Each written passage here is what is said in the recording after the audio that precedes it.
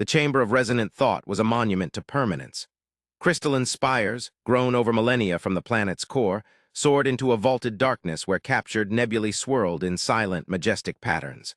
Light, the only true currency of the glyptal conclave, flowed through these structures, refracting into 1,000 different hues that painted the chamber floor with the shifting moods of its occupants. There was no sound, only the subtle thrum of thought forms vibrating through the crystal, a chorus of silent, high-stakes debate. Today, the light was sharp, fractured, and predominantly a deep, anxious violet. At the heart of the chamber, suspended in a gravity well, a holographic projection of a world spun in silent accusation. It was a verdant, chaotic sphere of green and blue, an anomaly of uncontrolled biological processes that offended the glyptal aesthetic of perfect crystalline order. Archon Lyra felt the discordance as a physical pressure against her multifaceted form. Her own internal light, usually a calm and steady sapphire, was now clouded with the violet emanations of the conclave. She focused on the projection, on the planet designated Xylos, and the single, perplexing settlement that was the source of all this disquiet: the humans. They called their outpost Solitude, a name that resonated with a strange, unsettling poetry the glyptal linguistic engines could not fully parse.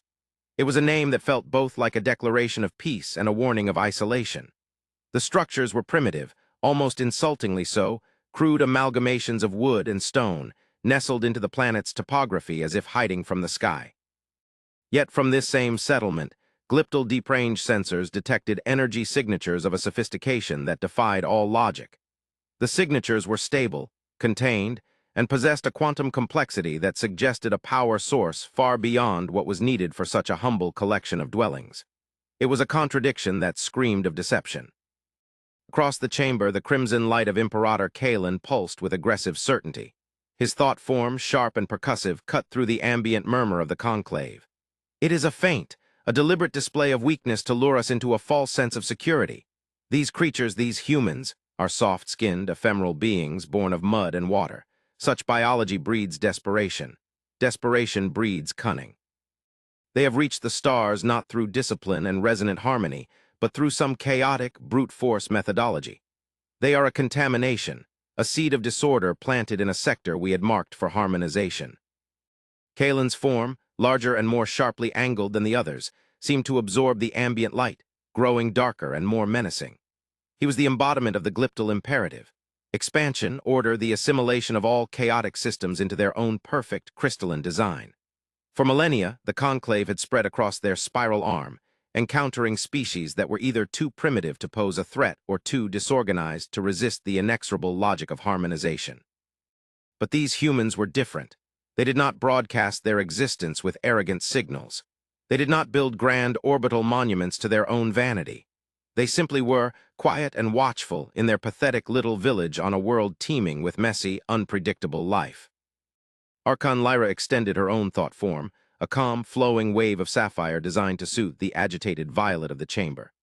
Imperator, your logic follows the path of our history. It is a valid, well-worn path, but to assume a new species will walk the same paths as those we have encountered before is a failure of imagination. Contradiction does not necessarily equate to deception. It can also signify a purpose we do not yet comprehend. Their energy signatures are not weaponized. They are focused inward, into the very bedrock of the planet. There is no radiation leakage, no thermal waste consistent with military readiness. It is an energy of profound stillness. A lesser member of the conclave, a young prelate whose light was a flickering, uncertain yellow, resonated in support of the Imperator. Stillness can be the posture of a predator before it strikes, Archon. Their biology is predatory. They consume other organic life to sustain themselves.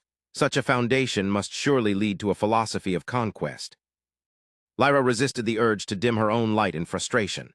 It was the oldest fear of the glyptal, the terror of the organic. Glyptals did not consume, they absorbed pure energy from planetary cores. They did not breed in the messy, chaotic way of organic life. They were grown, seeded from a parent crystal, each a perfect iteration of their design. To them, the human cycle of birth, consumption, and death was a grotesque theater of impermanence. How could a species so bound to decay possibly conceive of the grand, timeless work of galactic order? You have only observed them from a distance, Lyra projected, her sapphire thoughts now edged with a firmer, more resolute cobalt. We have interpreted their silence as stealth, their simplicity as a ruse, their very biology as a harbinger of violence.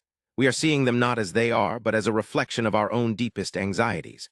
The first principle of understanding is observation, not assumption. I propose we do what we have not done in 10,000 cycles. We must attempt to speak with them. The chamber fell into a deeper silence. The violet light of uncertainty intensified, shot through with Kalen's jagged crimson. The idea was radical, almost heretical. The glyptal conclave did not engage in dialogue with unharmonized species. They observed, they classified, and then they acted, bringing the species and their world into the fold of the conclave's perfect, silent order. To speak with them would be to acknowledge them as equals, as beings with a philosophy worthy of consideration. Kalen's thought form struck like a hammer. Dialogue is a tool of the weak. It is an invitation to subterfuge. We will send a fleet. We will surround their world. We will offer them a single choice, immediate harmonization or total dissolution. This is the glyptal way. It is the only way to ensure the purity and permanence of our existence. And what if their power is not in fleets, but in a technology we cannot measure? Lyra countered, her light flaring. What if the energy they have buried beneath their settlement is a deterrent of a nature we cannot conceive? A weapon that does not destroy ships, but unravels reality itself. To act with such haste, born of fear and assumption, is the very definition of chaos. The chaos you claim to despise, Imperator. The tension in the chamber became a resonant hum that vibrated through Lyra's crystalline body. She felt the weight of millennia of tradition pressing down on her. The conclave was old, and old things fear change more than they fear destruction. The humans represented change. They were a question mark in an equation the glyptal had believed long solved. For centuries, the galaxy had been predictable. Now it was not. The elder, the central and most ancient of the conclave, whose light was a pure, unwavering white, finally stirred. Its form was vast and complex, a universe of internal facets that held the wisdom of 1,000,000 years. Its thought form was not a projection, but a presence that filled the entire chamber, calming the fractured light. There is merit in both paths, the elder resonated, its thoughts slow and heavy as drifting continents. Aggression is a simple answer to a complex question. Caution can become paralysis. The contradiction of the humans must be resolved. Archon Lyra, you will lead an expedition. You will take the vessel Stelliform Echo. You will approach the human world. You will observe. If it is deemed safe, you will initiate contact. Imperator Kalen, your fleet will remain at the edge of the system, cloaked and silent. If the Archon's mission reveals hostility, you will act. We will seek understanding first, but we will be prepared for dissolution. It was a compromise, but Lyra felt a sliver of hope. It was more than she had expected. The elder had chosen the path of knowledge over the path of fear, if only for a moment. As the conclave's light shifted to a unified, resolute blue, signifying the decision was made and final, Lyra focused once more on the spinning green world in the center of the chamber. Solitude. She felt a strange resonance with the name. In this chamber of 1,000 minds, all bound by a single rigid philosophy, she had often felt a profound sense of isolation. Perhaps these strange, soft-skinned creatures from a chaotic world understood something about existence that the eternal, crystalline glyptal had never been forced to learn. Perhaps, she thought, they were not the ones who were truly alone. The journey to the Xylos system was a long, silent immersion in the deep, cold fabric of space. The Stelliform Echo was less a machine and more a living extension of glyptal will, a sculpted shard of crystal that did not travel through space so much as it persuaded space to bend around it. Inside, Archon Lyra spent the cycles in deep contemplation, her multifaceted form resting in a null-gravity chamber, her internal light a soft, meditative sapphire. She replayed the sensor data from the human colony over and over, trying to find a pattern, a logic that would fit within the glyptal understanding of the universe. Structures, so crudely assembled from planetary materials, still bothered her. The glyptal built with light and pure energy, creating forms of impossible grace and permanence. To build with dead wood and fractured rock was an act of profound impermanence. It suggested a species that was comfortable with decay, with the idea that their creations would one day crumble back into the soil from which they were taken. Was this a sign of philosophical primitivism, or a form of wisdom she could not grasp? A species that did not fear its own end might not fear the end of others, which would make them dangerous. But it could also mean they valued the present moment with a clarity the eternal glyptal could not comprehend. Her adjutant, a younger glyptal named Cygnus, whose light was a crisp, analytical silver, approached her chamber. His thought form was precise. Archon, we are nearing the system's edge. Imperator Kalen's fleet has taken position behind the gas giant. They are fully cloaked. We are ready to proceed to the designated world. Maintain passive sensors only, Lyra projected. I want no active scans, nothing that could be interpreted as a prelude to aggression. Our approach must be as quiet as falling dust. As you command, Cygnus resonated, though Lyra could feel the undercurrent of his anxiety. He was of Kalen's generation, weaned on stories of glyptal dominance and the inherent inferiority of organic life. This mission of peaceful observation was, to him, a fool's errand. As the stelliform Echo glided into orbit around Xylos, the planet filled their forward viewports with its riotous, untamed beauty. Vast oceans of liquid water, a substance the glyptal found both fascinating and repulsive, swirled with atmospheric storms. Continents were covered in a dense, uniform blanket of green life, a chaotic explosion of biological replication that stood in stark contrast to the sterile, geometric perfection of a harmonized world. And there, on the coast of a northern continent, was the settlement, Solitude. From this proximity, it looked even more insignificant, a small cluster of structures beside a river, surrounded by towering forests. There were no defensive walls, no orbital platforms, no weapon emplacements. There was not even a spaceport. How had they even arrived on this world? Their energy signatures were a quiet hum, a deep and steady thrum that emanated from beneath the settlement itself, so perfectly contained that it barely disturbed the planet's natural magnetic field. It was the energy signature of a sleeping god, not a fledgling colony. Archon, we are being hailed, Cygnus's thought form was sharp with alarm. It is not a broadcast. It is a direct, focused signal targeted precisely at our vessel. They knew we were here. They knew the moment we arrived. Lyra's internal light pulsed once, a flicker of surprise that she quickly suppressed. They had been detected despite their passive approach. This implied a sensor technology that was not based on active scanning, but on something far more subtle, something that could sense the gentle warp in spacetime created by their drive. On screen, Lyra commanded, her form gliding to the command center. The signal was not auditory or visual in its raw form. It was a stream of pure mathematical concepts, prime numbers, the value of pi, the fine structure constant. It was the universal language of intelligence, a greeting that transcended biology. But it was the elegance of the transmission that stunned Lyra. It was not a clumsy pulse of radio waves. It was a modulated neutrino stream, a form of communication so precise and difficult to generate that the glyptal themselves had only theorized its possibility. To use it for a simple greeting was like using a star to light a candle. They are inviting us to respond, Cygnus resonated, his silver light wavering. What are your orders? Respond in kind, Lyra said. Transmit the geometric progression of our crystalline structure. Show them who we are without words. Then transmit a request in their mathematical language to approach the surface. State our purpose as peaceful observation. The exchange took only moments. The human response was almost instantaneous. A new stream of data flowed in. It was a set of coordinates, a safe landing zone a short distance from their settlement, and a single final concept translated by the ship's linguistic engine with a low degree of confidence. Welcome. The descent was tense. The stelliform Echo was a vessel of immense power, but as it passed through the planet's atmosphere, buffeted by winds and rain, a chaotic experience for a being of pure crystal, Lyra felt a sense of vulnerability she had not experienced in centuries. They were entering the domain of the organic, a realm of decay and unpredictability. They landed in a clearing of soft, green grass. The air was thick with moisture and 1,000 alien scents. When the ramp lowered, it was not the sterile, filtered air of a harmonized world that greeted them, but a warm, humid breeze that carried the scent of wet earth and alien blossoms. Lyra, Cygnus, and a small retinue of guards emerged. Their crystalline forms, designed for the pristine environments of their own worlds, seemed out of place here, almost fragile against the backdrop of the raw, untamed wilderness. A figure was waiting for them. It was a single human. It was taller than Lyra had expected from the long-range scans, but impossibly fragile-looking. Its skin was soft and pale, its body a symmetrical but asymmetrical collection of limbs. It wore simple garments of woven fiber that did nothing to protect it from the environment. It was, by every glyptal metric, a creature of profound weakness. The being was female, and she stood with her hands open, empty. There was no weapon, no sign of aggression. Her face, a canvas of soft tissues and expressive muscles, was calm. I am Alara Vance, the human said. Her voice was not a projection of thought, but a physical vibration of the air.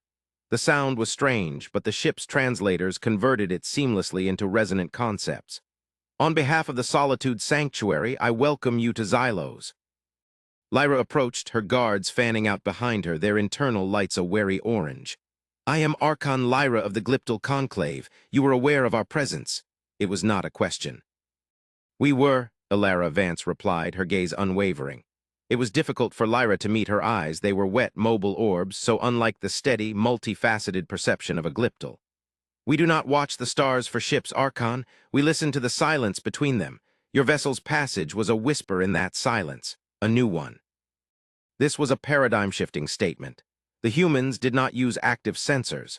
They monitored the baseline quantum state of the void itself. It was a technology of observation so profound, so non-invasive, that it bordered on philosophy. Your settlement is named Solitude, Lyra projected, trying to regain the diplomatic initiative. Yet you welcome visitors. This is a contradiction. A faint, strange expression crossed the human's face. It was a slight upturn of the corners of her mouth. The translator offered a word, smile, a display of non-aggression. Solitude is not for us, Archon. It is for what we protect here. We are not colonists. We are curators. Would you like to see? Without waiting for an answer, she turned and began walking towards the settlement. The path was not paved, but worn into the earth by the passage of feet. It was another sign of their acceptance of impermanence. Cygnus flashed a warning thought at Lyra. This could be a trap. The main energy source is below us. They could be leading us into a containment field. The greatest trap is a closed mind, Cygnus, Lyra replied and followed the human. They entered the village. The crude structures of wood and stone were up-close works of surprising artistry. The wood was carved with intricate patterns, the stones fitted together with mortarless precision.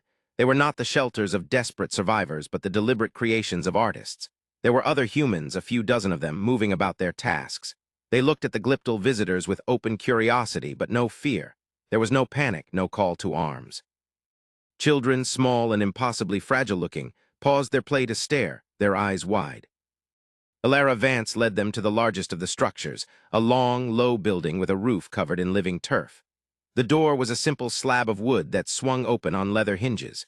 The interior was dark and cool.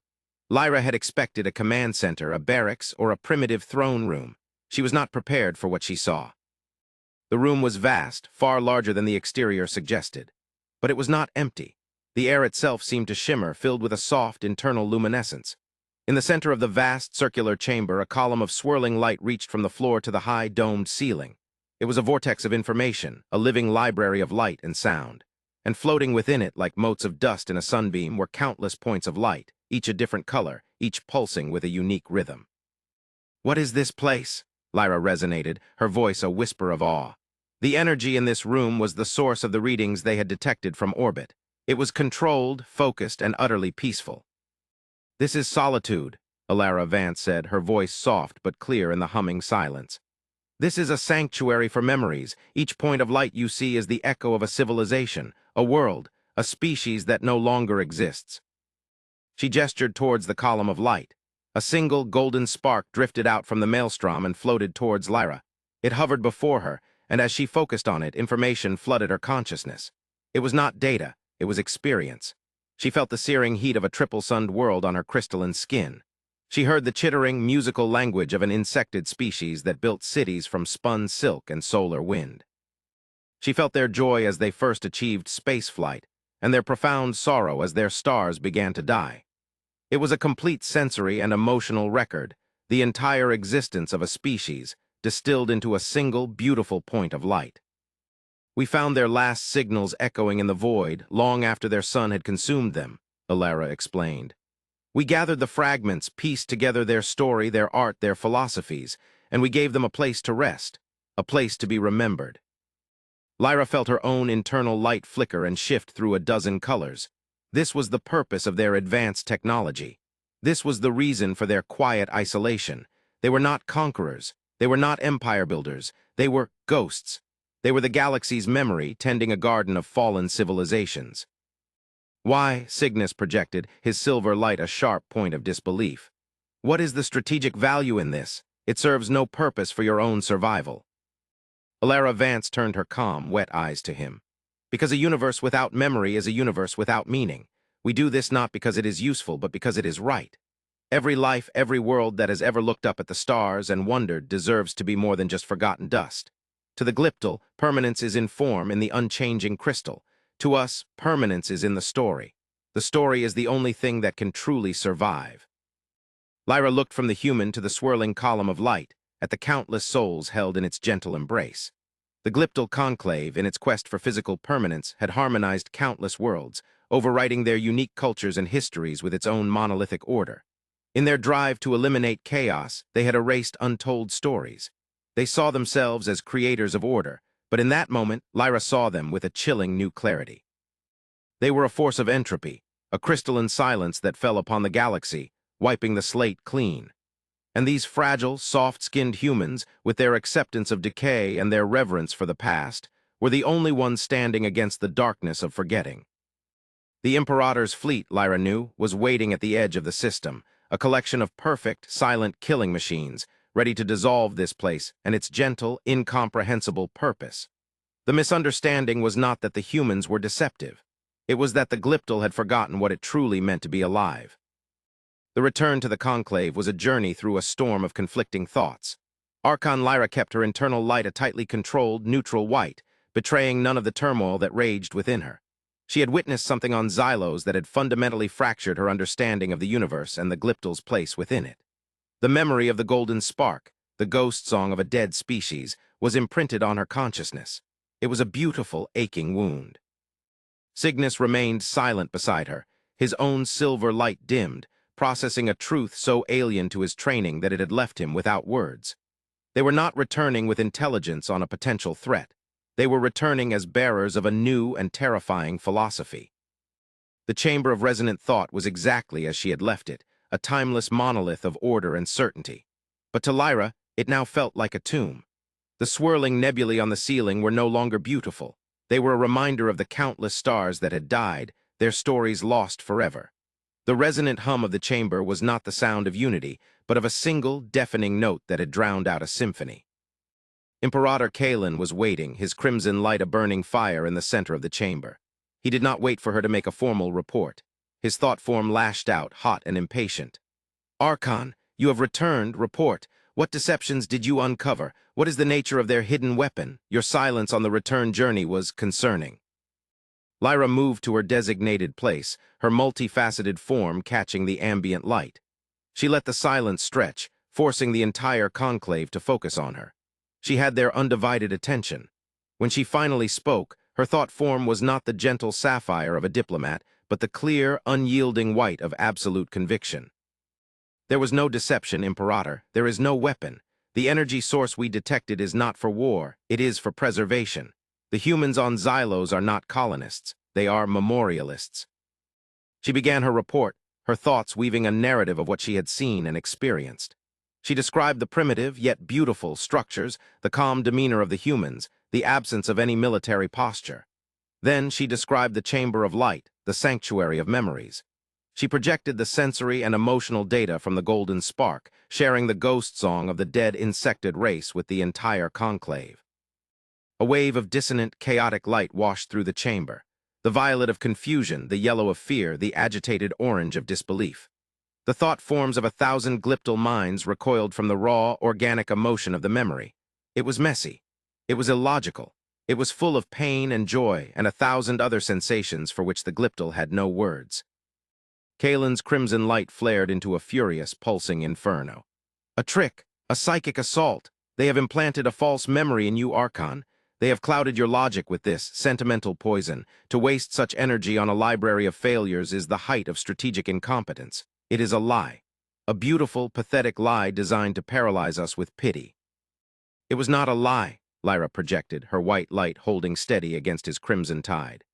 I felt its truth. You all felt its truth. You recoil not because it is false, but because it is real. It is a reality our philosophy has no mechanism to process. We, who value permanence above all, have never considered the value of what is lost. The humans have built their entire existence around it. A senior archon, whose light was a deep and thoughtful indigo, resonated from the far side of the chamber. Even if what you say is true, Archon Lyra, it demonstrates only a profound weakness. A species obsessed with the dead cannot effectively contend with the living. They are a passive, backward-facing culture. They pose no threat. They can be harmonized with minimal effort. Their library can be cataloged and stored in our own archives as a curiosity. You are wrong. Lyra's thought form was sharp now, cutting through the murmurs of agreement. You mistake a different form of strength for weakness. We build our strength from unity, from a single, unchanging purpose. Their strength comes from empathy, from the ability to understand and value a consciousness that is not their own. That is a power we have never tried to cultivate. And you are mistaken about one other thing. They are not a backward-facing culture. She paused, letting the weight of her next words settle. Their understanding of the universe is so far beyond our own that we are like hatchlings arguing in the shell. The vessel that brought us here bends space-time. A remarkable achievement, we believe. The human who greeted us, Alara Vance, informed me they do not travel by bending space. They travel by navigating through the substrate of memory itself. They treat the shared consciousness of the universe as a traversable dimension. The technology in their library is not just for storage. It is their star drive. It is their sensor grid. It is everything. We measure power in energy output and fleet tonnage. They measure it in depth of understanding. A profound silence descended upon the chamber. Kalen's crimson light wavered for the first time with a flicker of doubt. The concept was so profoundly alien, so far outside the glyptal understanding of physics that it was nearly incomprehensible. To travel on memory, it was the logic of a dream, not of science. An assertion without proof, Kalen finally managed, his thought form lacking its earlier conviction. Is it? Lyra challenged. How else did they detect our approach without any active scans? How did they greet us with a modulated neutrino stream as if it were a triviality? How does a species with primitive structures possess a power source that could crack a continent? It is because their technology is not physical. It is metaphysical. We are warriors who have brought kinetic weapons to a battle of ideas, and we did not even realize the battle had begun. The elder, silent until now, resonated its deep, ancient hum. The question remains, threat or not, what is your final recommendation, Archon Lyra? This was the moment. The fate of the human sanctuary, and perhaps the future of the glyptal conclave itself, rested on her next words. My recommendation, Lyra projected, her white light shining with the brilliance of a newborn star, is that we do nothing. We must leave them in peace, not because they are weak, but because they are strong in a way we must learn to respect. To attack them would not be war, it would be vandalism. It would be an act of cosmic ignorance from which our legacy would never recover. We would be the barbarians burning the library without ever having learned to read the books. Never, Kalen roared, his crimson light exploding outwards. We are the glyptal conclave, we are order, we are permanence. We do not bow to the philosophies of mud-born primitives. The fleet is ready. The order must be given. We will dissolve them and their temple of ghosts. He turned his focus to the elder, appealing to the ancient traditions of harmonization and expansion. The chamber was a maelstrom of conflicting light, the conclave utterly divided. The elder remained silent, its great white light a point of stillness in the chaos. The decision hung in the balance. And then something impossible happened. A new light appeared in the chamber. It did not emanate from any of the glyptal. It coalesced in the very air, a soft, gentle blue forming in the space above the central holographic projector. A voice, not a thought form, but an acoustic vibration that resonated through the crystalline structures of the hall, spoke. The language was pure glyptal, flawless in its resonant intonations. There will be no dissolution today, Imperator. Every glyptal, from the elder to the youngest prelate, froze. Their light dimmed in shock. It was the human Alara Vance. She was not there in person, but as a perfect, solid light projection, standing as calmly in the heart of their most sacred chamber as she had stood in the grassy fields of Xylos. She was not supposed to know the location of this world. She was not supposed to be able to penetrate their cloaking fields and planetary shields. She was not supposed to be able to project her image and voice into the heart of their sealed and resonant chamber. Yet, here she was. Kalen's crimson light shrank, the visual equivalent of a gasp. He was speechless. The sheer technological and psychic power demonstrated by this single act was greater than anything the glyptal had ever achieved. It was a display of absolute superiority, delivered with the quiet grace of a master correcting a student. Alara Vance's projection turned its gaze, those unsettlingly wet, dark eyes, towards the elder. Archon Lyra speaks the truth. We mean you no harm. Our purpose is not to conquer, but to remember. but we came to understand during her visit that our purpose might be something you could not accept without context. Her gaze swept across the chamber, meeting the stunned perception of every glyptal present. You have misunderstood us, but you have also misunderstood the universe you seek to order. You believe the greatest threat is chaos, the untamed nature of organic life. You are wrong. The greatest threat is not chaos, it is silence. The projection of the human woman raised her hand. The holographic display of Xylos dissolved, replaced by a map of the entire galaxy. It was a map of breathtaking detail, far more complete than any glyptal star chart. It showed not just stars and planets, but the faint, ghostly traces of ancient hyperspace routes, the energy signatures of long-dead civilizations, the echoes of stellar engineering projects abandoned for eons. We have been listening for a very long time. Alara's voice was now imbued with a profound, ancient sadness. We have been listening to the stories the universe tells, but recently the stories have been ending. Watch. On the galactic map, a section of the Perseus arm, far from their current location, was highlighted. They saw the faint signatures of what had once been a thriving stellar empire, a network of Dyson spheres and orbital habitats. And then, as if a shadow were passing over it, they simply vanished. Not in an explosion, not in the flare of a supernova, they just ceased to be. The energy signatures went dark. The gravitational anomalies smoothed out. The faint psychic resonance of a billion minds went silent. We called this the Veridan extinction, Alara said softly. We thought it was a civil war or a technological plague. We sent probes, we found nothing. No wreckage, no bodies, no radiation, just empty space where a civilization had been only a few centuries before, as if it had been neatly erased. She highlighted another section of the galaxy in the Norma arm. A different, older signal, one the Glyptal recognized as a beacon from a silicon-based species they had classified as dormant, winked out of existence. Then another, and another. A pattern began to emerge on the map. It was not a fleet. It was not an expanding empire. It was a slow, creeping void, a zone of absolute silence that was growing, consuming the history of the universe one star system at a time. We call it the Great Silence, Alara said, her voice dropping to a near whisper. It is not a force you can fight with fleets, Imperator. It does not conquer, it erases. It does not destroy, it unmakes.